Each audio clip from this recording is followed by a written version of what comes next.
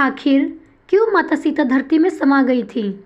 बहुत लोगों के मन में यह प्रश्न उठता है कि ऐसी क्या स्थिति आ पड़ी थी कि माता सीता को भूमि में समाना पड़ गया था? क्या इसके अलावा कोई और विकल्प नहीं था? तथा क्या श्री राम इतने कठोर थे कि उन्होंने बार बार माता सीता के चरित्र पर संदेह किया? आज हम आपको इन सभी प्रश्नों के उत्तर देंगे तथा बताएंगे कि आखिर क्यों माता सीता को भूमि में समाना पड़ा। इसके लिए सबसे पहले आपको राजधर्म क्या होता है तथा इसकी क्या परिभाषा है, इसके बारे में जानना आवश्यक है।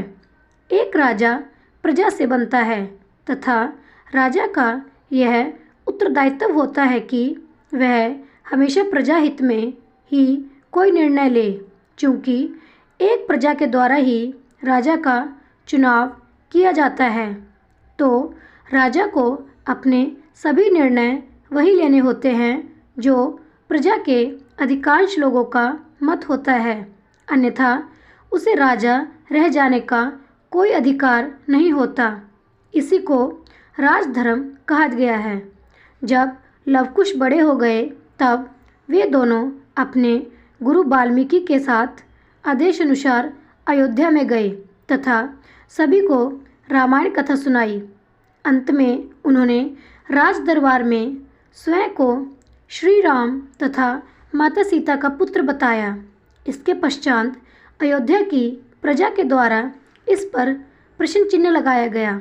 श्री राम ने जब यह सुना तो लोकमत को ध्यान में रखकर उन्होंने सीता को स्वयं यहाँ आकर इसका प्रमाण देने को कहा तथा अपनी शुद्धता की शपथ लेने का आदेश दिया। माता सीता ने जब यह सुना तो उनका मन कुंठित हो गया। इतने वर्षों से अयोध्या की प्रजा के मत को ध्यान में रखकर वे वन में रह रही थी तथा इसके पश्चात भी उनकी शुद्धता का प्रमाण मांगा जा रहा था। इसलिए उन्होंने इस अपवाद को हमेशा के लिए समाप्त कर देने का निश्चय किया, जिससे आगे कभी यह समस्या खड़ी ही ना हो। जब माता सीता राज दरबार में पहुंची तो वहां सभी के सामने उन्हें अपनी शुद्धता की शपथ लेने को कहा गया।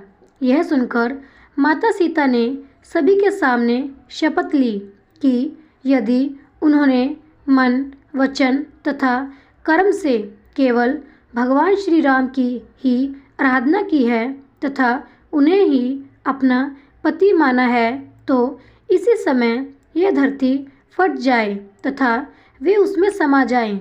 माता सीता के इतना कहते ही एक जोरदार गर्जना हुई तथा धरती फटकर दो हिस्सों में बट गई।